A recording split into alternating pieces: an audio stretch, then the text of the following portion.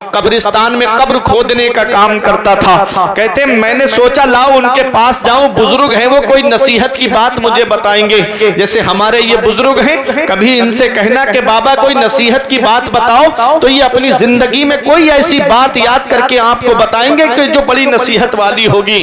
मेरे अजीजों, मुस्लिम बिन अम्र कहते हैं मैं गया उन बुजुर्ग के पास में, मैंने सलाम किया, उन्होंने सलाम का जवाब दिया। मैंने पूछा उनसे, मैंने कहा बाबा आप कोई नसीहत की बात मुझे बताओ, आपने कब्रिस्तान में बहुत सालों तक कब्र खोदने का काम किया है, कोई इबरत कोई नसीहत की बात बताओ। वो बुजुर्ग रोने लगे, कहते हैं ऐ मुस्लिम बिन अम्र, आज मैं तुझे एक नसीहत की बात बताता हूँ, वो ऐसी बात जिसने मुझे सुधार दिया, वो ऐसी बात जिसे देख के मैं बदल गया। कहा बाबा बताओ। कहते हैं कि एक दिन गर्मी बहुत पड़ रही थी और मैंने कब्रिस्तान में कब्र खोदना शुरू किया। मैंने एक कब्र को खोदा तो कहते हैं कि फिर दिल में ख्याल आया कि लाओ एक कब्र और तैयार कर लेता हूं। कहते हैं मैंने 2 कब्रें तैयार कर ली। फिर मैं सोचने लगा कि लाओ तो एक कब्र और तैयार कर लूं ताकि थोड़ी उजरत ज्यादा मिल जाए, थोड़े पैसे ज्यादा मिल जाएं। आज भी शहर में लोग उजरत पे कब्र खोदते हैं, आज भी शहरों में आप जाएंगे तो पैसे लेकर के कब्र खोदी जाती है। वो बुजुर्ग कहते हैं कि मैं कब्र खोदने लगा, जब मैंने तीसरी कब्र खोदी तो उसके अंदर से तपिश आने लगी, आग का सेक आने लगा, जैसे कहीं पर आग जल रही हो तो दूर से उसकी तपिश महसूस होती है। कहते हैं जब मैं कब्र खोद रहा था तो उसमें से तपिश आ रही थी, आग का सेक आ रहा था। कहते हैं मैंने मेहनत करके कब्र तैयार कर ली। कहते हैं अब मैं एक पेड़ के नीचे खड़ा हो गया ताकि थोड़ा आराम कर लूं और मैं देखूं कि इन कब्रों में कौन आता है। कहते हैं आसमान से 2 लोग उतरे, एक सरहाने खड़ा हुआ, एक पायती खड़ा हुआ। कहते हैं सरहाने खड़े होने वाले ने पायती खड़े होने वाले से कहा लिख। उसने कहा क्या लिखूं? कहा इसकी कब्र को लिख दे, 40 गज चौड़ा 40 गज लंबा लिख दे। उन्होंने लिख दिया। दूसरी कब्र के पास आए, कहा इसको लिख। कहा क्या लिखूं? कहा जहां तक नजर जाए वहां तक इस कब्र को कुशादा लिख दे, वहां तक इस कब्र को चौड़ा लिख दे। कहते हैं मैं देख रहा हूं ये सारा मंजर। जब वो तीसरी कब्र के पास आए जिसमें आग की तपिश आ रही थी, आग का सेक आ रहा था, कहते हैं मैंने क्या सुना, वो कहने वाला कह रहा था लिख। कहा कितना लिखूं? तो उसने हाथ का इशारा करके कहा इसको इतना तंग लिख दे, इसको इतना तंग लिख दे। अल्लाह अकबर। वो कहते हैं कि मैं सोचने लगा और देखने लगा कि देखूं इसमें अब कौन किसके जनाजे आते हैं। कहते हैं पहला जनाजा आया जिसमें 4 लोग कांधा दिए हुए थे और 4-5 लोग ही पीछे चल रहे थे। कहते हैं वो जनाजा आया, मैंने पूछा ये किसका जनाजा है? कहा ये हमारे मोहल्ले के गरीब आदमी का जनाजा है, अमीरों ने इसके जनाजे में आना भी पसंद नहीं किया। कहते हैं हमने चंदा करके इसके कफन दफन का इंतजाम किया है। मुस्लिम बिन अम्र से वो बुजुर्ग कहते हैं मैंने उनसे कहा कि ठीक है इसको कब्र में दफन कर दो। कहते हैं मैंने कहा मुझे इसकी उजरत नहीं चाहिए, मैं इसका पैसा नहीं लूंगा। कहते हैं कि तुम तो इसको कब्र में दफन करने आए हो, इसका अंजाम मैं देख चुका हूं कि ये कितना नेक है। कहते मैंने पूछा कि इसके शब रोज कैसे गुजरते थे, तो मोहल्ले के लोगों ने कहा ये गरीब जरूर था लेकिन नमाजें नहीं छोड़ता था, नबी पे दुरूद पढ़ना नहीं छोड़ता था, नबी पे दुरूद पढ़ना कभी इसने नहीं छोड़ा। गरीब जरूर था लेकिन इसके घर से कभी नबी की शरीयत रुखसत नहीं हुई, घर वाले भी शरीयत पे अमल करते थे, ये खुद भी शरीयत पे अमल करता था, ये बड़ा नेक परहेजगार था। अल्लाह अकबर। मेरे अजीजों, अब मुस्लिम बिन अम्र से वो बुजुर्ग कहते हैं मैं दूसरी कब्र के बारे में देखने लगा कि इसमें कौन आता है जिसकी कब्र को हद नजर कुशादा कर दिया गया। कहते हैं एक जनाजा आया जिसको सिर्फ 4 लोग ही कांधा दिए हुए थे, कोई मजमा नहीं था उसके पीछे। कहते हैं मैंने पूछा ये कौन है? कहा कोई मुसाफिर है जो हालत सफर में इंतकाल कर गया, हम लोगों ने आपस में चंदा करके इसके कफन दफन का इंतजाम किया है, तुम्हें उजरत कितनी चाहिए? वो बुजुर्ग कहते हैं मैंने कहा मुझे उजरत नहीं चाहिए, तुम इसे दफन करो, तुम इसे मुसाफिर समझ रहे हो, इसका अंजाम मैं देख चुका हूं, ये अल्लाह का कोई वली है जिसकी कब्र को हद नजर कुशादा कर दिया गया। ऐ मेरे अजीजों, मेरी माँ बहनें इस प्रोग्राम को सुनने आई हैं, गौर से सुनो। मुस्लिम बिन अम्र से वो बुजुर्ग कहते हैं वो जो तीसरी कब्र थी जिसमें आग का सेक आ रहा था, तपिश आ रही थी, अब मैं सोचने लगा कि इसमें कौन आता है। कहते हैं एक जनाजा आया, फूलों से लदी हुई मैयत थी। कहते हैं लोग दौड़ दौड़ के कांधा लगा रहे थे, एक दूसरे के पैरों पे पैर रख देते थे जनाजे को कांधा देने के चक्कर में। कहते हैं मैं करीब गया जनाजे के, मैंने पूछा ये किसका जनाजा है? तो किसी ने बताया ये शहर के सबसे बड़े अमीर आदमी की बीबी का जनाजा है, ये शहर के सबसे बड़े रईस आदमी की बीबी का जनाजा है। कहते हैं मैंने पूछा ये औरत थी कैसी? कहा कि ये औरत घर से बेपर्दा निकल के मार्केट जाती थी, घर से बेपर्दा बाजारों में घूमा करती थी, इसके घर में दौलत बहुत थी, पैसा बहुत था, रुपया बहुत था, लेकिन नबी की शरीयत पे अमल नहीं था, नबी की शरीयत पर इसका अमल नहीं था, नबी की शरीयत पर इसकी पाबंदी नहीं थी। वो बुजुर्ग कहते हैं मुस्लिम बिन अम्र, मैंने देख लिया ये कब्रिस्तान है, कब्रिस्तान जहां दौलत काम नहीं आती है, जहां पैसा काम नहीं आता है, जहां रुतबा काम नहीं आता है, जहां ओहदा काम नहीं आता है, जहां पर कोई रुतबा कोई शान काम नहीं आती है, जहां काम आती है तो नबी की शरीयत काम आती है, जहां काम आती है तो नबी की शरीयत पर पाबंदी काम आती है। नारे तकबीर, नारे रिसालत, अज़मत मुस्तफा, शरीअत मुस्तफा, हक़ खिताबत। सुभान मेरे अजीजों, उस कब्र की तैयारी करो जहां दौलत काम नहीं आती, पैसा काम नहीं आता, रुतबा काम नहीं आता, इक्तिदार काम नहीं आता, पावर काम नहीं आता। दुनिया में इतना पावर है जिसे चाहो उसे घर से उठवा सकते हो, लेकिन कब्र के अंदर कोई पावर काम नहीं आता है, वहां कब्र में काम आता है तो नबी की शरीयत काम आती है, नबी के शरीयत पर अमल करना काम आता है, नबी से सच्ची मोहब्बत काम आती है, नबी से सच्ची अकीदत काम आती है। और याद रखना मेरे बुजुर्गों, मेरे अजीजों, जब बाप बेटे को दफन करके चला आता है, भाई भाई को दफन करके चला आता है, रिश्तेदार रिश्तेदार को दफन करके चला आता है, पड़ोसी पड़ोसी को दफन करके चला आता है, कोई किसी की कब्र में नहीं जाता। वहां कौन है जो हमारे काम आता है? अपना रिश्ता नबी की बारगाह से मजबूत कर लो। जहां बाप बेटे के काम नहीं आता है, वहां नबी अपने गुलामों के काम आते हैं, वहां नबी अपने आशिकों के काम आते हैं। कब्र में सरकार आए तो मैं कदमों पे गिरूं, जब फरिश्ते मुझे उठाएं तो मैं उनसे यूं कहूं अब तो पाए नाज से मैं, ऐ फरिश्तों क्यों उठूं, मर के आया हूं यहां इस दिलरुबा के वास्ते।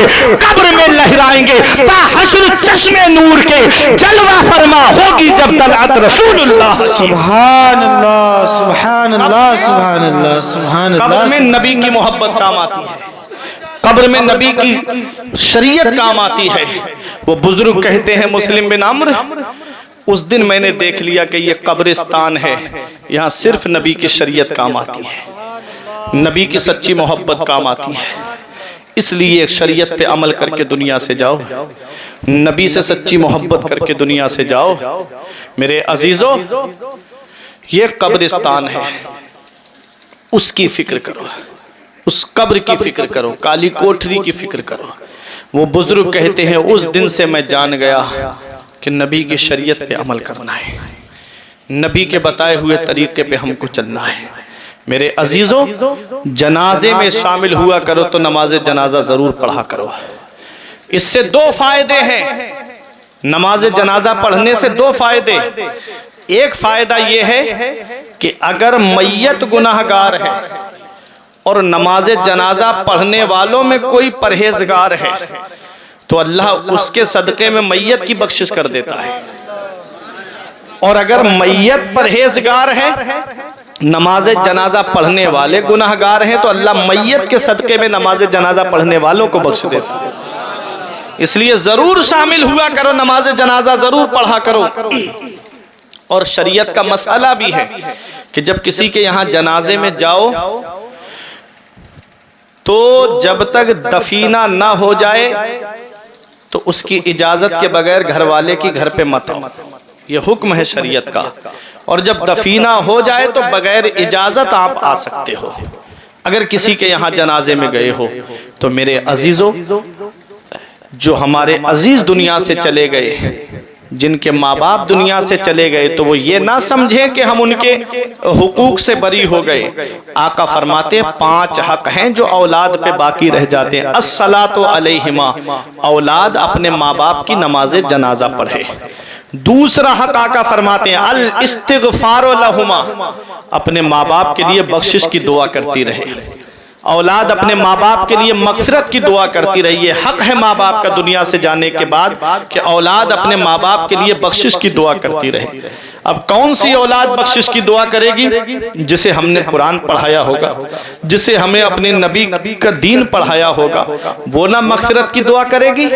इसलिए अल्लाह ने अगर 4 बेटे दिए हैं तो मेरे अजीजों एक बेटे को मदरसा जरूर भेज देना। कहीं ऐसा ना हो कि कोई कब्र पे फातिहा पढ़ने वाला तक नसीब ना हो, कहीं ऐसा ना हो कि कोई कब्र पे ईसाले सवाब करने वाला तक नसीब ना हो। हमने ऐसे लोग भी देखे, 3 बेटे, तीनों को दुनियावी डिग्री दिलाई, कोई डॉक्टर बना, कोई इंजीनियर बना, कोई मास्टर प्रोफेसर बना, अलग अलग जगहों पे जाकर के जॉब कर रहे हैं, कोई हॉस्पिटल खोल के शहर में रह रहा है, बाप की कब्र पे कोई फातिहा पढ़ने वाला तक नसीब नहीं हो रहा है। ऐसे भी देखे। एक बच्चे को तुम दीनी तालीम जरूर दिला देना, वरना इल्म दीन जो फर्ज है वो तो जरूर ही हमको अपनी औलाद को सिखाना है। तलबुल इल्म फरीदतुन अला कुल्ले मुस्लिम व मुस्लिमा, इल्म दीन हासिल करना हर मुसलमान मर्द औरत पे फर्ज है। कितना इल्म हासिल करना फर्ज है कि अपनी जरूरत के मसाइल किताबों से हल कर सके, इतना तो इल्म हासिल कराना हमको औलाद के लिए जरूरी है। मेरे अजीजों, 2 हक हो गए कि एक पहला हक नमाज जनाजा पढ़े औलाद, दूसरा हक अपने माँ बाप के लिए बख्शिश और मगफिरत की दुआ करे, तीसरा हक आका फरमाते हैं कि अगर उन्होंने दुनिया में कोई वादा किया, कोई अहद किया और वो पूरा ना कर सके और इंतकाल कर गए, तो औलाद के ऊपर ये हक है माँ बाप का कि वो अपने माँ बाप की उस वसीयत को पूरा करें, उस वादे को पूरा करें। जैसे मिसाल के तौर पे कह रहा हूं, माँ बाप या बाप ने या माँ ने ये कह दिया कि मैं मदरसे के अंदर एक नल लगवाऊंगा, इत्तेफाक से उनका इंतकाल हो गया, नहीं लगवा पाए, एक मिसाल दे रहा हूं मैं आपको। तो औलाद के ऊपर ये हक है माँ बाप का कि माँ बाप जो काम पूरा ना कर सके, औलाद अपने माँ बाप का वो काम पूरा करे। 2 हक, 3 हक हो गए। चौथा हक, जो रिश्ते माँ बाप की वजह से कायम हैं, उन रिश्तों को माँ बाप के इंतकाल के बाद औलाद खत्म ना करे, बल्कि उन रिश्तों को बाकी रखे। बाप की तरफ से जो रिश्ता है वो है ददिहाल का रिश्ता, जैसे बाप के बाद बाप के भाई, चचा ताऊ, फूफी फूफा, ये बाप की तरफ से रिश्ते आते हैं। और माँ की तरफ से ननिहाल का रिश्ता है, जैसे नानी है, मामू है, खाला है। ये रिश्तों से रिश्ता खत्म नहीं करना है। बाप की तरफ से जो रिश्ते आते हैं, जैसे बाप की बेटी बहन हुई, उसके बच्चे भांजी भांजे हुए, तो ये रिश्ते खत्म नहीं करना माँ बाप के इंतकाल के बाद। माँ बाप का इंतकाल हो जाए तो औलाद को चाहिए कि वो अपने माँ बाप के इन रिश्तों को बाकी रखे, उनके साथ में हुस्न सुलूक करता रहे। 5वां हक ये है कि जिनसे माँ बाप की दोस्ती थी, माँ बाप दुनिया से चले गए, तो औलाद को चाहिए कि वो उनसे दोस्ती खत्म ना करे। जैसे बाप का कोई करीबी दोस्त था, तो औलाद को चाहिए कि जैसे अपने बाप का अदब करता है, वैसे ही अपने वालिद के दोस्त का भी अदब करता रहे। जैसे वो उसे हर दावत में बुलाते थे, ऐसे ही औलाद को भी चाहिए कि वो उसे अपने यहाँ हर दावत में बुलाएं, लेकिन ईमान की शर्त है। ठीक है, ये 5 हक हैं। माँ बाप का इंतकाल भी अगर हो जाए, तब भी औलाद को माँ बाप के ये हक अदा करना है। माँ बाप के ये हुकूक औलाद के ऊपर रह जाते हैं उनके इंतकाल के बाद में। मेरे अजीजों, कब्रिस्तान चले जाया करो फातिहा पढ़ने के लिए। आका फरमाते फल मैयतो फिल कब्र इल्ला कल गरीकिल मुतगव्विस यंतज़िरु दावतन तलहकुहु मिन अबिन व उम्मिन व अखिन व सदीकिन। आका फरमाते जो कब्रिस्तान में लेते हैं वो दरिया में डूबने वाले की तरह हैं। जैसे कोई दरिया में डूब रहा हो तो उसे सहारे की जरूरत होती है कि मुझे कोई हाथ दे के सहारा दे के बाहर निकाल लेता, मेरा बाप निकाल लेता, मेरा भाई निकाल लेता, मेरे दोस्त निकाल लेते।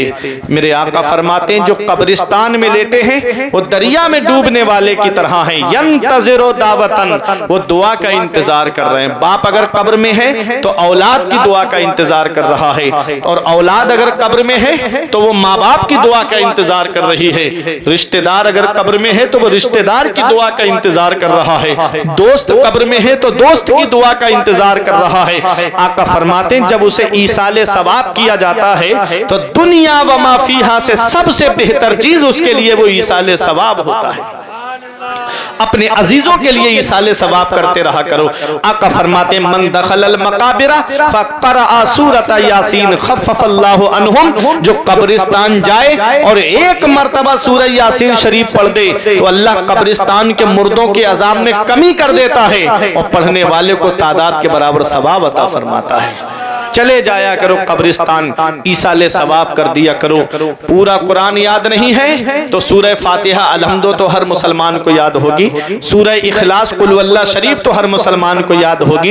एक मर्तबा सूरह फातिहा 11 मर्तबा कुल वल्लाह शरीफ पढ़ करके अपने अजीज के लिए ईसाले सवाब कर दोगे तो अल्लाह ताला उसकी कब्र में रहमत व अनवार की बारिश अता फरमाएगा।